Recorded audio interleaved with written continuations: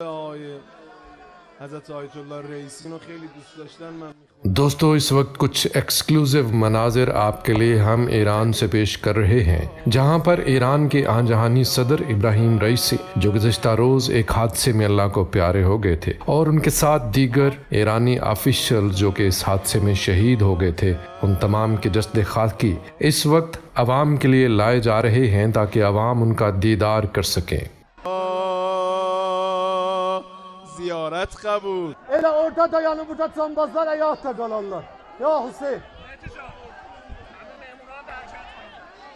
باید رفت.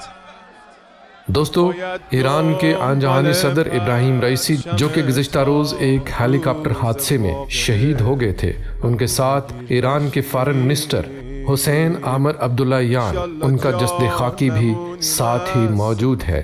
برو خادم الرضا سید قوم خادمو انقدر خدمت به این مردم کردن جسم یغبک بر تک عباده getireydin غارت olup مالامنا سن دست و پا دادن تو راه کربلا دورت بگردم برا درد مردم تا मनाजिर में देखा जा सकता है कि ईरान की आवाम किस कदर प्यार करती है अपने सदर से और उनके गम में इस वक्त निढाल है। تو کوها چی کار میکردی سید خدا؟ مردم سینمونو میدیم جلو میگیم منتخب ما رو خدا هم انتخاب کرده. بله این افتخار برا ماست، انتخاب ملت ایران. امروز خدا هم تو رو انتخاب کرده، چه افتخاری بالاتر از این. راستی سلام ما رو به استاد شهیدت، به شهید بهشتی برسون. برو دورت بگردم سید مظلوم ما. باید گفت باید از مسیرت آقا تا ابد گفت، باید خوند باید از قیامت آقا تا ابد.